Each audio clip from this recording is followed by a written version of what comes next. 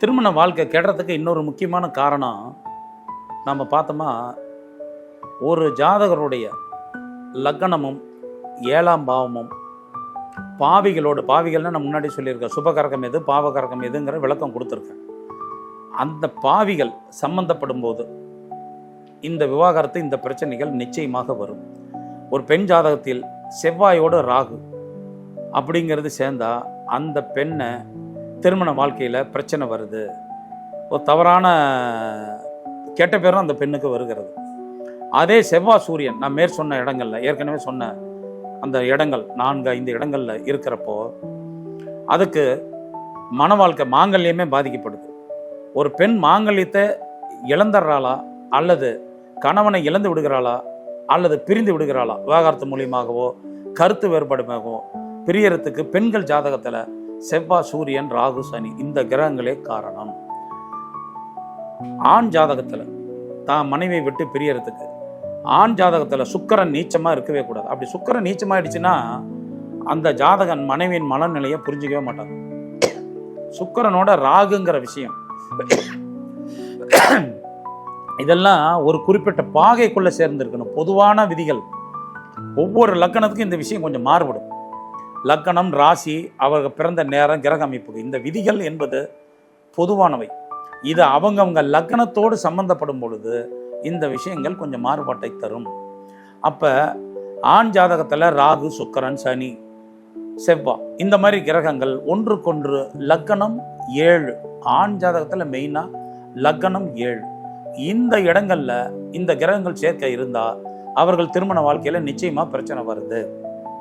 சுக்கிரன் தான் மனைவினுடைய நிலையை, திருமண வாழ்க்கையை ஆண்களுக்கு நிர்ணயம் செய்யக்கூடிய கிரகம் சுக்கிரன்.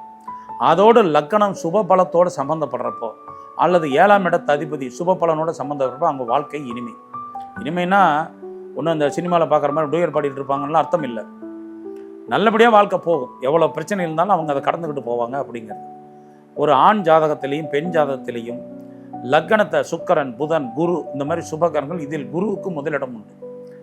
இந்த குரு பார்த்துட்டா அவர்கள் எப்படிப்பட்ட இது இருந்தாலும் குரு 5, 7 இந்த இடங்களை பார்த்துட்டா அவர்கள் வாழ்க்கை ஓரளவுக்கு சுமூகமாகவே போகும். இந்த சுபருங்கிறத பொதுவான சுபர்கள் இவங்கெல்லாம் வளர்பிறை சந்திரன், குரு, சுக்கிரன், சுபரோடு சேர்ந்த புதன், இவர்கள் எல்லாம் இயற்கையான சுபர்கள் கிரகங்களில். ஆனால் லக்கண சுபர்கள்னு ஒரு விஷயம் இருக்குது. இப்போ ரிஷப லக்கணத்துக்கு சனி மாதிரி யோகக்காரன் யாருமே கிடையாது. அப்போ அந்த இடத்துல சனி ரிஷப லக்கணத்துக்காரர்களுக்கு சனி லக்கணத்தையோ 7ஆம் வீட்டையோ பார்த்தால் மிக சிறப்பு. நல்ல மனைவியே அமையும், நல்ல குணமுள்ள மனைவி, நீதியை கடைபிடிக்கக்கூடிய மனைவி அமையும், சத்தியவதி அமைவாள் அப்படின்னு ஜோதிட சாஸ்திரம் சொல்லுது. அப்போ அந்த சனி பார்வை இதே மேச லக்கணத்துக்கு சனி லக்கணத்தையும் 7ஆம் வீட்டையோ பார்த்தா, அல்லது மேச லக்கணத்துக்கு 7ஆம் பாவத்தில் சனி உச்சம் பெற்ற லக்கணத்தை பார்த்தாலும் அவனுக்கு திருமண வாழ்க்கை பாதிப்பே. மற்ற எல்லா விஷயத்தை கொடுத்தாலும் அந்த ஒரு விஷயத்தில் அங்கே கெடுதல் நடக்கும். இப்படி இந்த பாவிகள் பார்வைங்கிறது லக்கணத்தை பொறுத்து அமையும். நம்ம பொதுவான விஷயத்தை எடுத்துக்கிறத விட அந்தந்த லக்கணத்தை பொறுத்து அமையும். அப்போ ஒரு ஆண் ஜாதகத்தையோ பெண் ஜாதகத்தையோ ஜோதிடர்கள் நாம் பொறுத்தரப்பைய சில யதார்த்த விஷயங்களை நம்ம புரிஞ்சுக்கணும். இந்த மாதிரி இருக்கிற கிரக நிகழ்வுகள். இப்போ ஒரு பெண் ரொம்ப கோபக்கார பெண்ணாக இருக்குது, அவனுக்கு மிக சாந்தமான அமைப்புள்ள பெண்ணை ஜாதகனை பார்த்து பொறுத்துனா அந்த வாழ்க்கை சந்தோஷமாக போயிடும், பிரச்சனை இல்லாமல் போயிடும். பிரச்சனையோடனா சுமூகமாக போயிடுங்கிறது தான் அர்த்தம். இதை ஒரு எளிமையான முறையில் நான் சொல்கிறேங்க. இதை பல மேடைகளில் கூட நான் பேசியிருக்கேன். ஒரு பெண் ஆண் வேகமாக வெளியே போயிட்டு வர்றான், களைப்பாக இருக்குது, ஒரு காஃபி கொடுங்கன்னு கேட்குறான். 2-3 தடவை குரல் கொடுக்குறான், மனைவி உள்ள ஒரு வேலையாக இருக்கா, அப்படி உடனே அதிகாரம் பண்ணுறான், என்னடி காஃபி கொண்டு வா சீக்கிரம் அப்படிங்கிறான். அப்போ சாந்தமான பெண்ணாக இருந்தால் என்ன பண்ணோம், ஐயா இருந்தால் சாமி இருந்தால் அங்கே கொண்டு வரங்க கொஞ்சம் அப்படின்ட்டு கொஞ்சம் வெயிட் பண்ணுங்க, இருந்தால் வந்துடுறேன்னு கொஞ்சம் சொல்லுவான்.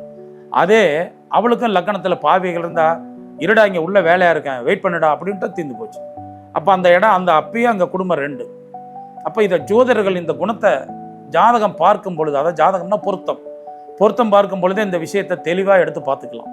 இந்த பெண்ணினுடைய குணம் இப்படி, இவளுடைய ராசி இப்படி, இந்த பெண்ணுடைய லக்கணத்தன்மை இப்படி, இந்த ஆணுடைய லக்கணத்தன்மை இப்படி, இவனுடைய குணம் இப்படி அப்படிங்கிறத அந்த குண இயல்புகளை தெரிஞ்சுக்கலாம். ஒரு ஆண் சம்பாதிக்கிறான், சம்பாதித்து கொண்டு வீட்டில் பொறுப்பாக பார்த்துக்கிறான், அவன் வீட்டில் கடமை உணர்ச்சி உள்ளவனா, சம்பாதிக்கிற பணத்தை தான் இஷ்டத்துக்கு செலவு பண்ணக்கூடியவனா, குடும்பத்தை பொறுப்பாக பார்த்துக்கணுங்கிறதெல்லாம் அவன் ஆண் ஜாதகத்தை பார்த்த உடனே ஜோதிடர்கள் கணிக்க முடியும். நட்சத்திர பொருத்தம், நாடி பொருத்தம், இந்த மாதிரி பொருத்தங்கள் பார்த்து பொருத்துவதை விட இந்த மாதிரி குணப்பொருத்தங்களை வைத்து பார்த்து திருமணம் பொறுத்துனா இந்த மாதிரி விஷயங்கள் நடக்காது. திருமண பேதங்கள், திருமணத்தில் பிரிவினைகள் நடக்காது. இப்பயும் நம்ம நினைக்கிறது திருமணத்தில் 100% திருமணத்தில் 20% அல்லது 25% மட்டுமே பிரச்சனைக்குரிய திருமணங்களாக இருக்கு. மீதி குறைந்தபட்சம் ஒரு 50-40% திருமணங்கள் கௌரவத்துக்காக அல்லது வாழணும் பிள்ளைகளுக்காக, இப்படி குடும்ப கௌரவத்துக்காக அல்லது பிள்ளைகளை காட்டணும், பிள்ளைகளுடைய எதிர்காலம், இப்படிப்பட்ட விஷயத்தில் அனுசரித்து செல்லக்கூடிய வாழ்க்கை முறை. ஒரு 20% அல்லது 25% தான் புரிந்து கொண்ட வாழ்க்கையை அமையுது. ஆனால் இதில் இந்த 25% தான் இன்றைக்கி பெருசாக தெரியுது. எங்கே பார்த்தாலும் குடும்ப நல கோர்ட்டு அதிகமாகிடுச்சு, எங்கே பார்த்தாலும் விவாகரத்தாக இருக்குது, எங்கே பார்த்தாலும் காதலாக இருக்குது, எங்கே பார்த்தாலும் ஓடி போய் கல்யாணம் பண்ணிக்கிறாங்க, எங்கே பார்த்தாலும் பிரச்சனை. இப்படி பெரும்பாலான விஷயங்களை அந்த 20-25% தான் கலந்துடுச்சு சமுதாயத்தில். ஆனால் எல்லாத்தையும் சகிச்சுட்டு வாழ்கிற திருமண வாழ்க்கை அப்படிங்கிறது ஒன்று இருக்குது. ஒரு ஜாதகருக்கு திருமணம் இப்போ நடக்கும் அப்படின்னு நம்ம ஜாதகத்தை பார்த்து சொல்லலாமா அப்படின்னா அது கொஞ்சம் சிரமம்தான். உண்மையை சொல்ல போனால் அது சிரமம்தான். ஏன் அப்படின்னா, நாங்கள் ஒரு ஜாதகத்தை பார்த்து நல்லா பொருத்தம் பார்த்து தரோம், இதை பண்ணலாம் அப்படின்ட்டு.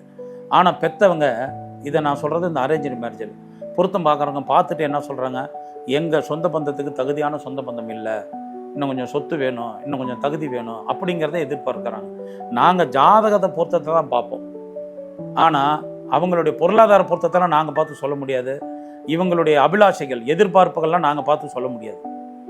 இது இந்த ஜாதகன் இந்த ஜாதகையை திருமணம் செய்தால் இவன் நல்லா இருக்கக்கூடிய சாத்தியக்கூறுகள் கிரக நிலையாக இருக்குன்னு நாங்கள் சொல்லுவோம்.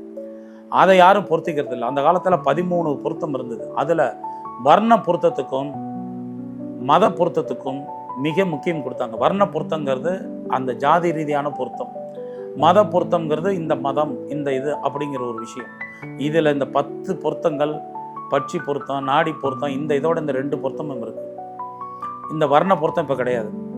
மத பொருத்தத்தையும் யாரும் பெருசாலும் பார்த்துக்கிறது இல்லை. ஆனால் இந்த குண பொருத்தம், அதாவது தம்பதிகள் 2 பேரும் எப்படி இருங்க பொருத்தத்தையும் யாரும் எடுத்துக்கிறது இல்லை.